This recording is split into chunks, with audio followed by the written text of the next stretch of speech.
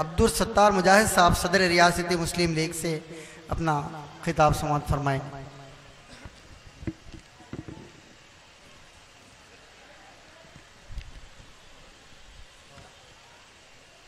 औज़ु बिल्लाहि मिनश्शैतानिर्रजीम बिस्मिल्लाहिर्रहमानिर्रहीम।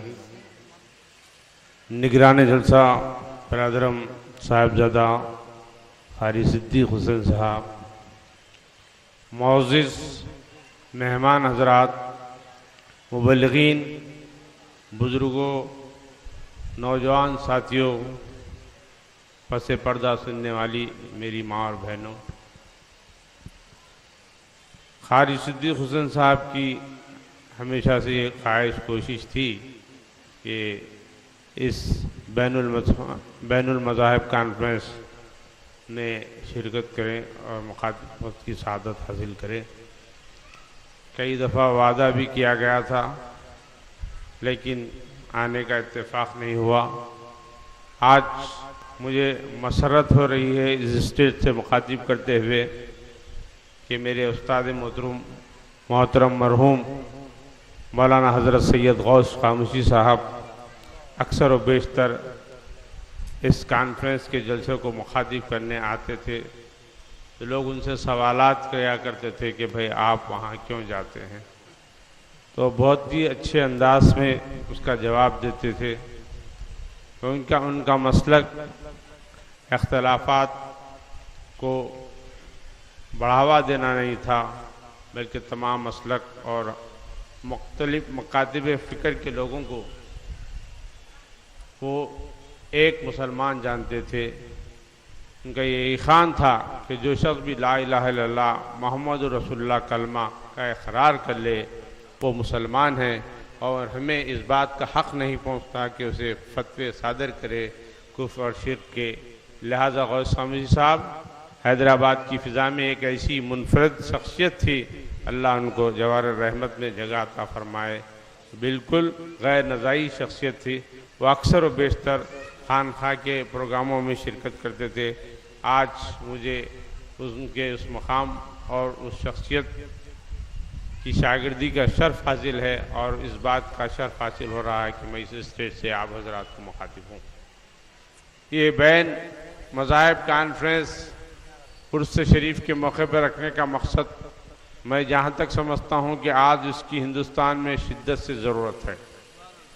हिंदुस्तान के मुख्तलिफ चप्पे चप्पे में जहाँ फ़िरका वारियत पनप रही है और एक दूसरे मज़ाहिब पर कीचड़ उछाला जा रहा है, हिंदुस्तान के दस्तूर की धज्जियाँ उड़ाई जा रही है, ऐसे में ये कॉन्फ्रेंस एक कलीदी रूल अदा करता है कि तमाम मज़ाहिब के लोग जब हिंदुस्तान में बसते हैं, तमाम फ़िरक़े यहाँ आबाद है, तमाम धर्म और मज़ाहिब के साथ अपने उसने सलूक के साथ ज़िंदगी बसर करते हैं, ये हिंदुस्तान का एक एज़ाज़ है। तमाम दुनिया में जितने ममालिक है, सबसे बढ़तर एज़ाज़ किसी मुल्क को हासिल है तो हमारे मुल्क हिंदुस्तान को हासिल है कि यहाँ मुख्तलिफ मज़ाहिब के मानने वाले शीर व शकर की मानी गंगा जमनी तहजीब की ज़िंदगी गुजारते हैं।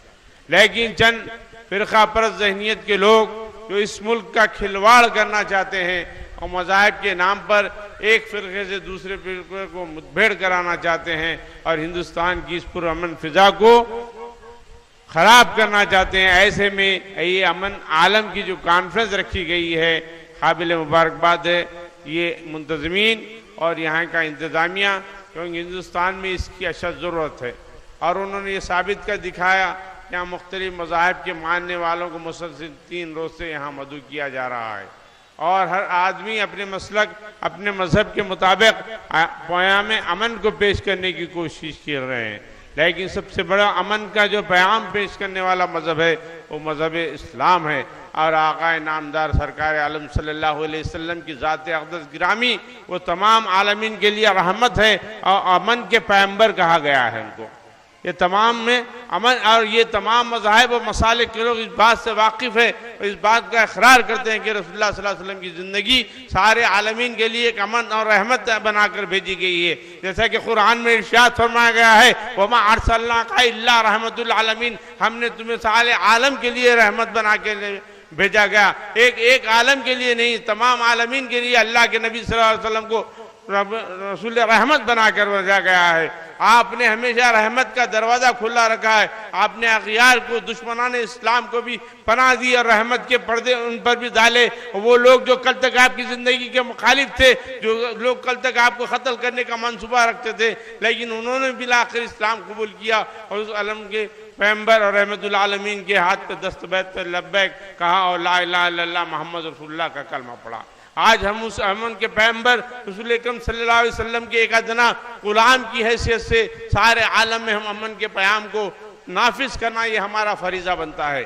ये बैनुल अक़वामी कॉन्फ्रेंस इस बात की दावत देती है कि इस्लाम का वो अमन का पैगाम जिसको रसूल करीम सल्लल्लाहु अलैहि वसल्लम आज से 1400 साल गारे हीरा में अरब की संगलार ज़मीन पे इस पैगाम को लेकर आए थे, जब दुनिया नफरत बोल रही थी, औरतों का मुकाम नहीं था, बच्चों को दिरगोर कफन किया जाता था, पैदाइश के साथ ही उनको खबर की जद में लाया जाता था और इंसानियत पे कबीलों का रिवाज था, एक कबीला दूसरे पे बर्तरी ले जाता था, गोरे और काले में तमीज थी, हर गोरे को, हर काले को, काले पे गोरे को फौकियत थी। लेकिन नबी करीम सल्लल्लाहु अलैहि वसल्लम के आने के बाद तमाम एक ही सफ में खड़े हो गए। महमूद अयाज के मिज़दाक, आपने ये अजमी को अरबी पर फौकियत दी, ना अरबी को अजमी पर फौकियत दी, बल्कि कहा ला इलाहा इल्लल्लाह मोहम्मद रसूलुल्लाह के कलमा गो है तो तमाम आलम इस्लाम का मुसलमान एक होता है। और इसी भी नस्बत से अगर हिंदुस्तान नहीं, दुनिया के चप्पे में भी कहीं आलम अख्ता में अगर कहीं मुसलमानों पे जुल्म होता है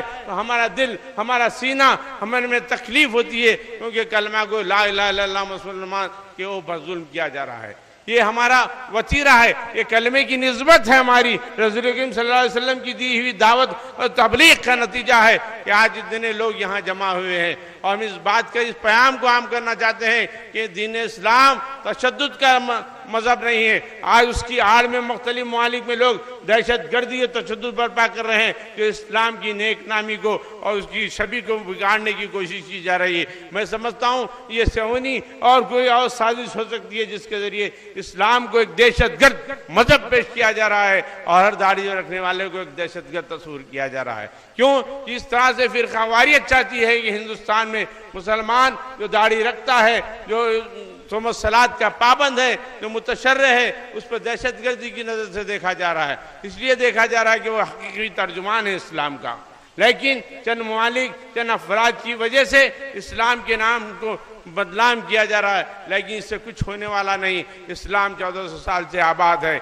आज हिंदुस्तान में नहीं, सारे अख्ताए आलम में कोने कोने में आज इस्लाम की मांग हो रही है, क्योंकि इसी मजहब में छूत छात का तस्वुर नहीं है, जात पात का तस्वुर नहीं है। लोग अपनी जातों को बदल रहे हैं, अपने मज़ाहिब को बदल रहे हैं, क्योंकि बेजार हो चुके हैं अपने मजहब से, अपने दीन से, अपनी जातों से। इसलिए तमाम के लिए इस्लाम के दरवाजे खुले हैं और जौक दर जौक तरीके से लोग इस्लाम को समझकर, पढ़कर, सुनकर और हर एतबार से उसकी अमली तखलीद करने के लिए इस्लाम की यहाँ दाखिल इस्लाम हो रहे हैं। इस्लाम अमन और शांति का मजहब देता है। इस्लाम तो इतना मजहब देता है कि हालत जंग में या जिहाद में ये तक हुक्म दिया गया है कि ज़ईफों पर तलवार ना उठाए, निस्वानियत पर, खवातीन पर, ज़ईफों पर, बच्चों पर तलवार ना उठाया जाए। जबकि दुश्मन के मद्दे मुकाबिल आप हो जाते हैं तो आप देखिए कि आज मामूली सी जंग में दुनिया का सुपर पावर अमेरिका आज बमबारी कर रहा है बड़े बड़े ममालिक में, इतने जहाँ पर लाखों लोग मासूम बच्चे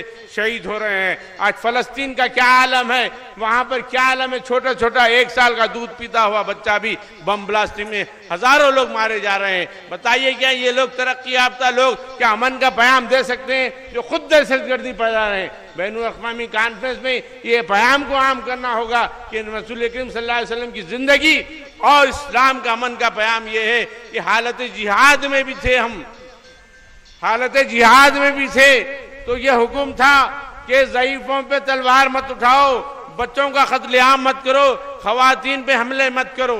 लेकिन आज की तरक्की याफ्ता दुनिया में हम ये देख रहे हैं अखबारात और टीवी के जरिए से बड़े बड़े बम बरसाए जा रहे हैं। हिरोशिमा नागासाकी जैसे मुकामात पर आज भी बच्चे अपाहिज पैदा होते हैं।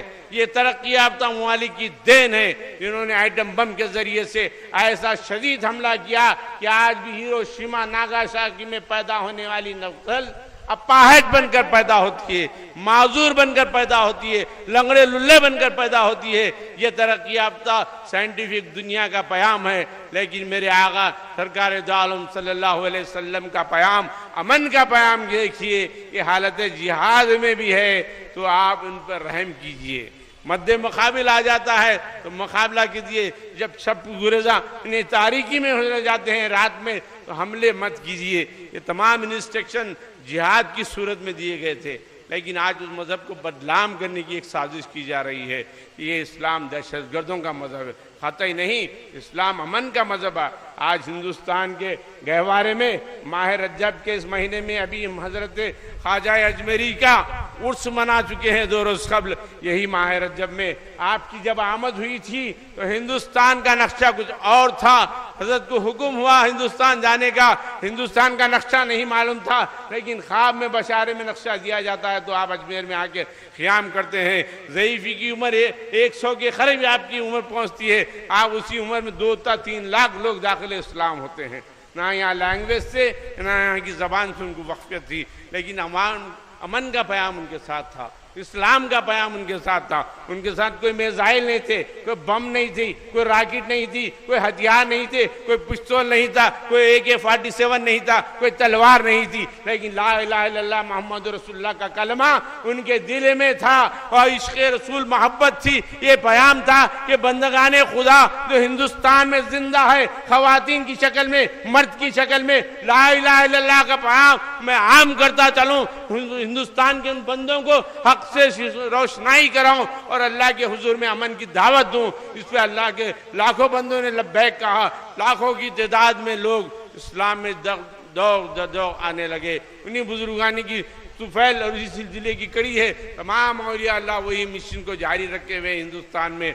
आज बताइए, इनके आस्थानों पर हजारों लोग आते हैं, यही अमन की दावत थी इनकी, जिसकी बुनियाद पे इनको लब्बैक कहा गया था।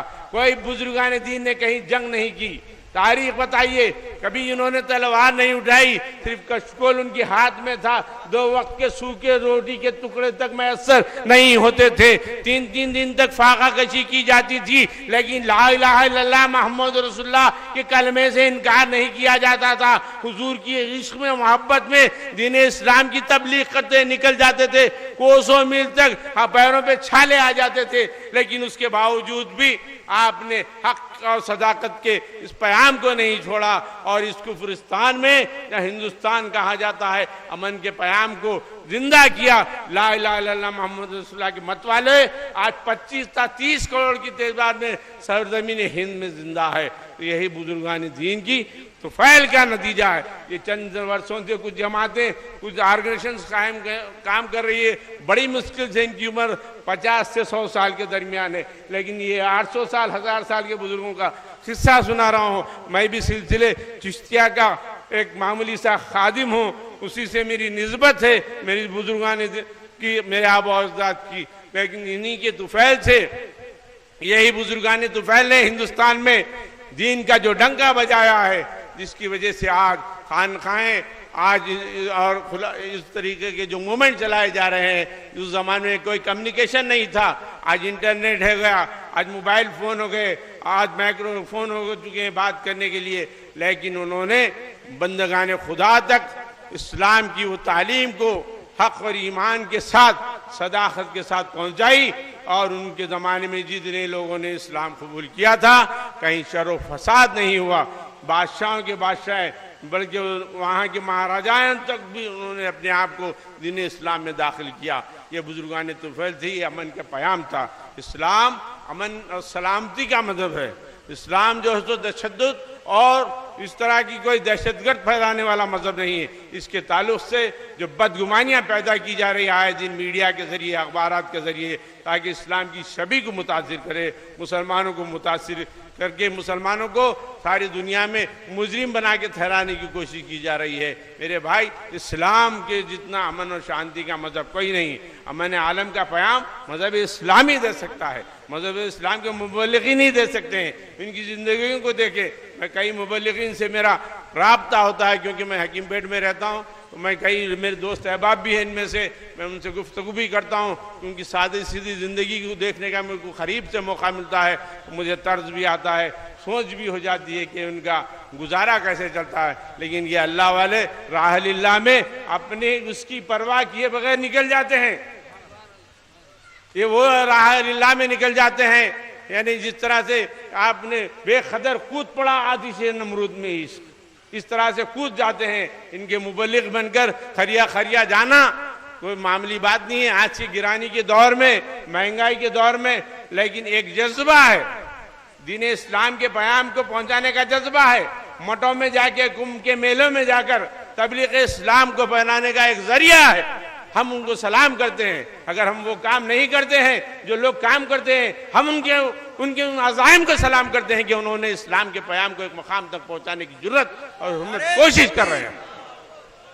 मैं उन तमाम मुबल्लिगीन का भी मशकूर हूं जो इस अहम जिम्मेदारी को, इस्लाम की खानखाहों की अहम जिम्मेदारी को वो औलिया के नक्शे कदम पर चलते हुए खरिया खरिया फिरकर दीन इस्लाम को दीगर मज़ाहिब के असलूब और किताबों संस्कृत के जरिए से मनवा कर इस्लाम की हक़ानियत को साबित करने का काम कर रहे हैं। तो आज का वो मुजाहिदा है काम, ये काम मामूली काम नहीं है। करोड़ों की इसी बुनियाद पे तो हमारी साबिक़ की मरकजी हुकूमत जब बीजेपी की एनडीए में थी तो इन मासूमीन पे दहशतगर्दी के इल्जाम लगाए गए, केस डाला गया, बैन किया गया। अरे भाई मुट्ठी भर लोगों से क्या खतरा है आपको? यही खतरा है कि ये लोग कुंभ के मेले में आकर, हमारे मठों में आकर दीन हक की बात कर रहे हैं। हम गुमराह करके लोगों को सालों से रखे हैं, 5-5 हज़ार साल से गुलाम बन के रखे हैं। आज भी अछूत को, दलित को मकाम नहीं दिया जाता, जिसकी वजह से रोहित जो सुसाइड करता है उसकी माँ बहन जाके बुद्धिस्ट बनती है। तो ये तुम्हारा तरीक़ेकार है। अगर ये लोग हक की सदाकत की दावत देंगे, इस्लाम का रास्ता बताएंगे, तो हमारे ये मेले में आने वाले मेले की शक्ल में लोग दौड़ इस्लाम में दाखिल हो जाएंगे। तो फिर क्या होगा? लिहाजा मंसूबा बनाया गया कि इनको दहशतगर्दी में फंसाया जाए, इनको दहशतगर्दी में फंसाया जाए एक साजिश के जरिए से। भाई चंद एक वाक़यात हुए, अगर किसी नौजवान से कोई गलती हुई सजा उसको देनी चाहिए, ना कि उसके इदारे को देना चाहिए, ना कि उसकी जमात को देना चाहिए। अगर कोई मुलविस भी है इनफरादी तौर पर उसको सजा मिलनी चाहिए, क्योंकि वो गुनाह इनफरादी करा है, इज्तिमाई गुनाह नहीं है। लेकिन एक जमात पे पाबंदी आयद करना एक सोची साजिश मनसूबाबंदी के जरिए से किया गया, क्योंकि उस वक्त की जो हुकूमत थी एनडीए की वो आरएसएस की हुकूमत थी, आज भी वही हुकूमत है चाहे मोदी की हो। तो इस तरह से मुख्तलिफ खरियों में, अजला में, रियासतों में एक धर्म के नाम पर, कभी कुछ वंदे मातरम के नाम पर, तो कभी सरसुरी वंदना के नाम पर, कभी जय माता के नाम पर सवालात उठाए जा रहे हैं ताकि मुसलमानों को मुस्तैद किया जाए। मेरे भाई, हिंदुस्तान हमको महबूब है लेकिन माबूद नहीं है, हम उसकी परस्ती नहीं करते। माँ मेरी महबूब है, उसके खत्मों के नीचे जन्नत है, लेकिन मैं उसकी पूजा नहीं करता हूँ, उसका तकद्दुस करता हूँ, क्योंकि उसके पैरों तले जन्नत है। और इस्लाम में बताया गया है माँ की इज्जत करें ना, क्योंकि माँ के खत्मों के नीचे जन्नत है। लेकिन माँ को खुदा का दर्जा नहीं दे सकता। बाप की इज्जत करना, ताजीम करना फर्ज है, लेकिन बाप को खुदा नहीं ठहरा सकता। इसी तरह हिंदुस्तान की सरजमी की इज्जत करना, उससे मोहब्बत करना, उसको महबूब जानना मेरा मकसद है और मेरा ईमान है। लेकिन उसको माबूद में नहीं जान सकता, उसकी परस्तिश नहीं कर सकता। अगर उसकी परस्तिश करूंगा तो मैं मुनहरिफ हो जाऊंगा इस्लाम से। तो बहरहाल मुझे वक्त दिया गया है, मैं उसका मशकूर हूँ। हमारे दोस्त कारी सिद्दीक हुसैन साहब बहुत बहुत मशकूर हूँ कि उनके इसरार पर और बावजूद थोड़ी सी तबीयत नासाज रहने की मैंने देर से सही यहाँ पर शिरकत की। इंशाअल्लाह आइंदा कभी मौका मिला तो फिर कभी तफसीलात रखूँगा। आज की अमन की कॉन्फ्रेंस को मैं मुबारकबाद देता हूँ, जो उर्स के मौके पे एक अच्छा मैसेज पैगाम का जो सिलसिला जारी किए हैं। उर्स तो होते रहते हैं, अक्सर दरगाह में कव्वालियों तक ही महदूद हो जाती है बात, समाखाने से आगे नहीं बढ़ती। लेकिन ये कॉन्फ्रेंस के ज़रिए से उन्होंने जो मैसेज देने का तरीक़ा अपनाया है वो काबिल मुबारकबाद है। हालांकि हर दरगाह में उर्स में होती है, तेरोज़ा तकारीब होती है, मैं भी मुख्तलिफ आस्थानों से वाबस्ता हूँ, लेकिन ये मैसेज का जो मकसद बनाया गया, बामकसद तरीके से अजला से आने वाले शहर के लोगों को जमा कर कर एक कॉन्फ्रेंस की जो शक्ल दी गई है वो बहुत पॉजिटिव बात है। और इस मैसेज को आम लोगों तक पहुंचाना, फिर गैर मुस्लिम आकर यहाँ मुखातिब करना, हमारे ख्यालात वो सुनना, उनके ख्यालात हम सुनना, देखिए इस्लाम जो सो लकुम दीनुकुम वलिय दीन की बात है, यानी उसका दिन उसको मुबारक। जब उसको हमारा दिन समझ में आएगा तो जौक दर जौक तरीके से हमारे दिन में दाखिल होगा। जब तक हमें मेहनत करते रहना पड़ेगा, तबलीग करते रहना। वाखुर दावन अल्हम्दुलिल्लाहि रब्बिल आलमीन। खुदा हाफ़िज़।